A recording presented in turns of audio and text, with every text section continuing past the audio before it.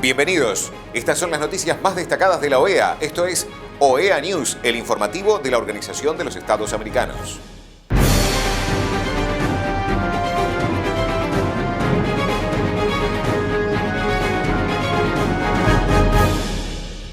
Es momento de compartir los títulos de las noticias más importantes que vamos a estar brindando a ustedes.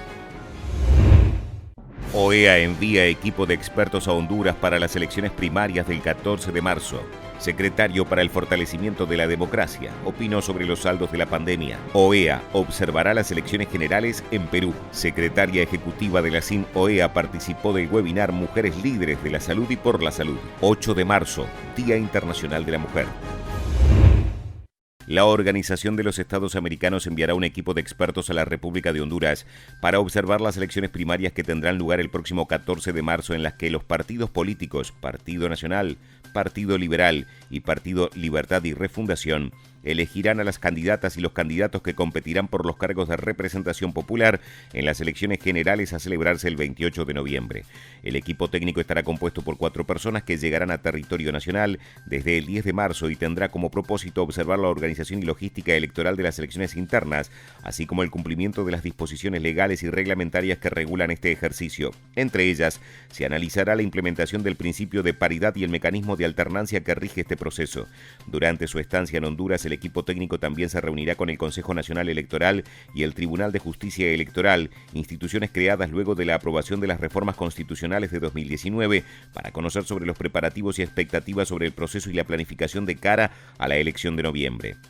El día de la jornada electoral, los integrantes observarán el proceso de votación y el escrutinio de los votos de los 3 procesos internos.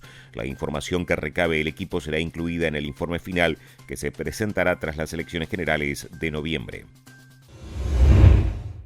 El secretario para el Fortalecimiento de la Democracia de la OEA, Francisco Guerrero, compartió su opinión sobre los saldos de la pandemia en el periódico mexicano Excelsior. Queridas amigas y amigos de Excelsior, en esta columna semanal Punto de Equilibrio hacemos un recuento más de las circunstancias que está viviendo el sistema político, la democracia en nuestro continente, haciendo un énfasis especial en esta ocasión sobre lo que son los saldos negativos de la pandemia, particularmente en materia económica y el impacto que esto tiene socialmente. Estamos hablando que, de acuerdo al último conteo, llevemos ya más de 2.6 millones de personas que han perdido la vida por el coronavirus.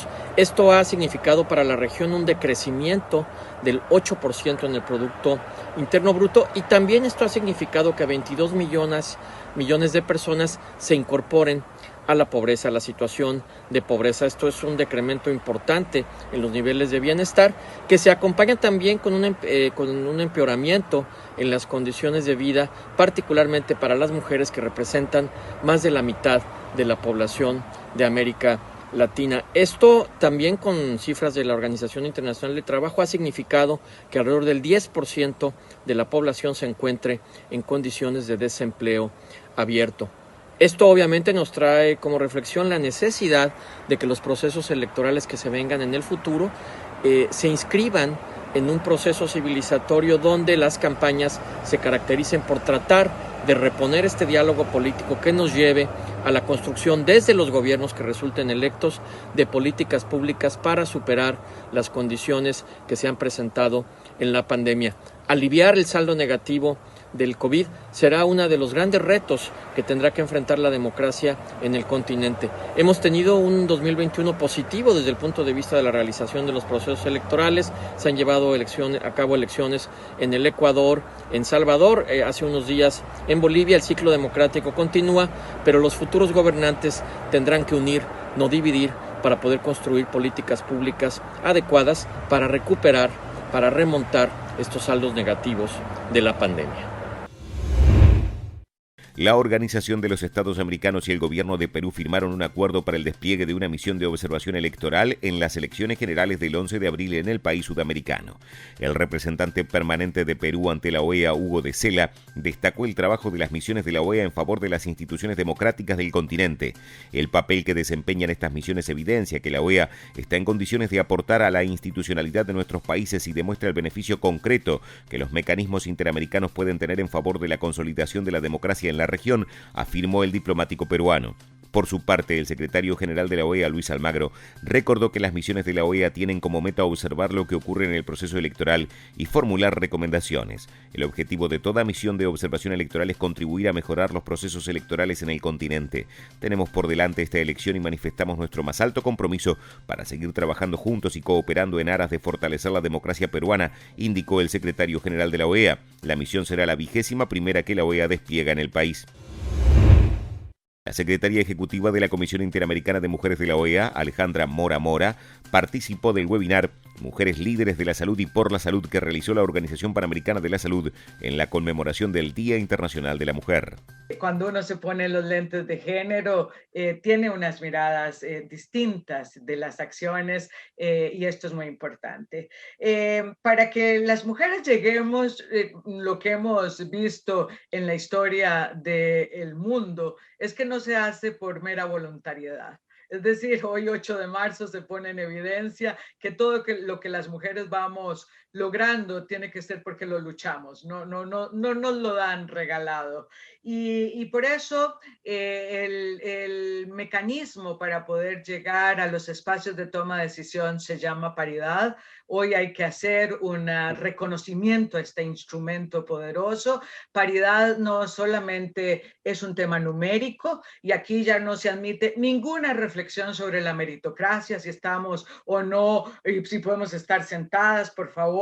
Lo que hacen simplemente la paridad es que nos miren para que puedan reconocer la maravilla de la potencialidad de los liderazgos de las mujeres, pero además la paridad tiene dos elementos adicionales. No es lo mismo llegar que quedarse. Es decir, tenemos que llegar para quedarnos y resulta que la violencia política, la discriminación, los obstáculos estructurales de los que venimos hablando son elementos que disuaden a las mujeres de esa permanencia en los liderazgos. Hay que atender esto, tenemos que poner leyes para evitar la violencia política. Se vale discutir, se vale problematizar, se vale interpelar el poder, se vale interpelar las ideas, pero no a las personas. No exponer ni mancillar a las personas por las diferencias de ideas que tenemos y eso es lo que pasa en muchos de los espacios. Pero también decía al inicio que hay que llevar la agenda de las mujeres porque la paridad es un reconocimiento a esas luchas maravillosas de miles y miles de mujeres,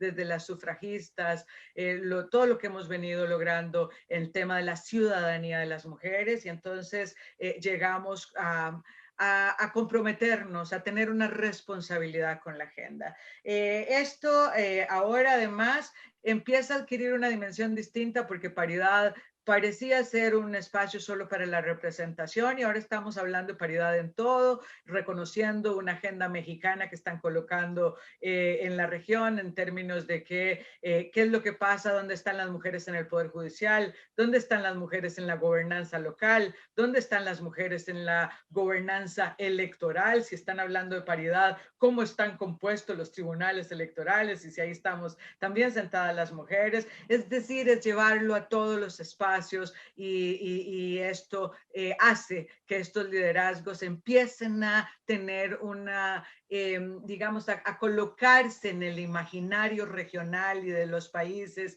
como algo posible, como que las chicas puedan soñar con estar en este espacio y no crean que es un espacio absolutamente masculino. También estamos generando conocimiento porque estos temas de las que hablamos a veces parecen ser percepciones y los datos generan la evidencia de lo que estamos señalando. Cuando nosotras hablamos de que en la región las mujeres fueron más impactadas con la pérdida de los empleos.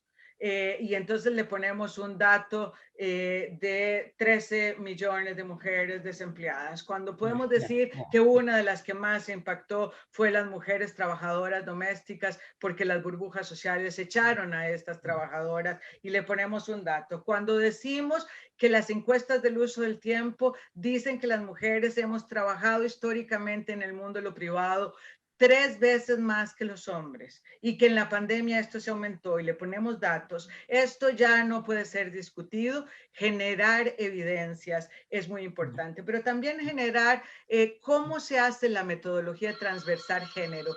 Transversar género es una metodología que implica entender y atender las voces de las mujeres, sus necesidades, mirarlas y transversarlas, pero también implica llevar esto a los estados, llevarlo a nivel regional, llevarlo a la reunión con las ministras, pero también cada vez más incluir otros actores claves en la discusión. El mundo de la salud ha dado cuenta de la importancia estratégica que tiene y la importancia estratégica, por ejemplo, que tiene la reflexión de un estado de bienestar social para poder llevar universalmente la salud a cada uno de los espacios, y estas son parte de las discusiones. Y termino señalando que hay que formar a los espacios, porque esto no es una intuición, esto es una metodología, es una capacitación, hay que intercambiar experiencias y también colocar y darle mucho poder a los mecanismos para el adelanto de los derechos de las mujeres, que fueron el mecanismo que hace 25 años discutimos en Beijing y que hoy deben de estar muy presentes en esta transformación. Con varios antecedentes nacionales e internacionales, la ONU establece y celebra por primera vez el Día Internacional de la Mujer el 8 de marzo de 1975, coincidiendo con el Año Internacional de la Mujer. Se trata de una fecha que busca poner la atención en las desigualdades estructurales existentes entre hombres y mujeres en términos de acceso a derechos, tales como ingreso al mercado laboral, participación política, reconocimiento profesional y su mayor vulnerabilidad a ser víctimas de diversas formas de violencia. La pandemia provocada por el COVID-19 puso en evidencia y profundizó estas desigualdades. A modo de ejemplo se pueden señalar, debido a su participación mayoritaria en la economía informal, las mujeres se encuentran más desprotegidas, sin posibilidad de acceder a derechos laborales cruciales en este contexto, como subsidio por desempleo o licencia por enfermedad. La lógica de supervivencia, a raíz de la crisis económica, puede llevar a la habilitación de diferentes formas de relaciones o matrimonios infantiles, desconociendo las consecuencias de estas prácticas para las niñas. Se refuerza la tradicional distribución de roles por género, recayendo mayoritariamente sobre las mujeres y las niñas la carga del trabajo no remunerado, particularmente las tareas de cuidado de niñas, niños y adolescentes y adultos mayores y el trabajo doméstico, carga que a su vez se ve incrementada debido al cambio de dinámicas producido por las medidas implementadas, permanencia a tiempo completo en el hogar, teletrabajo, educación a distancia. Las mujeres y las niñas son más vulnerables a los efectos derivados del cierre o limitación de los servicios de salud esenciales, particularmente los relativos a la salud sexual y reproductiva, con incidencia, por ejemplo, en la planificación familiar, la atención del embarazo, la mortalidad materna, las maternidades adolescentes no deseadas, los efectos psicosociales del confinamiento, la incertidumbre, la preocupación por la salud y la economía generan un contexto más propicio para la emergencia de distintas formas de violencia intrafamiliar, cuyas principales víctimas son las mujeres, las niñas, niños y adolescentes. A su vez, debido a las medidas de confinamiento decretadas, mujeres, niñas y adolescentes se ven obligadas a permanecer en casa con los agresores y con escaso contacto con redes de protección.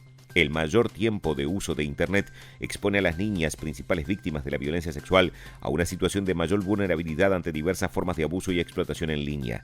Estas desigualdades inciden en las formas y alcances en que las mujeres adultas, en sus diversos roles, pueden actuar como garantes de derechos de las niñas, niños y adolescentes. A su vez, las construcciones de género en las que se sostienen son adjudicadas y transmitidas a niños y niñas durante el proceso de socialización, imponiendo expectativas y limitando desde temprana edad las posibilidades actuales y futuras de las niñas para el ejercicio de derechos. Es por ello que el Instituto Interamericano del Niño, la Niña y Adolescentes, INOEA, se suma a la conmemoración de este día apoyando la visibilización de esta realidad desigual y destacando la importancia de identificarla y considerarla en el diseño, implementación y evaluación de las políticas de promoción y protección de derechos de niñas, niños y adolescentes.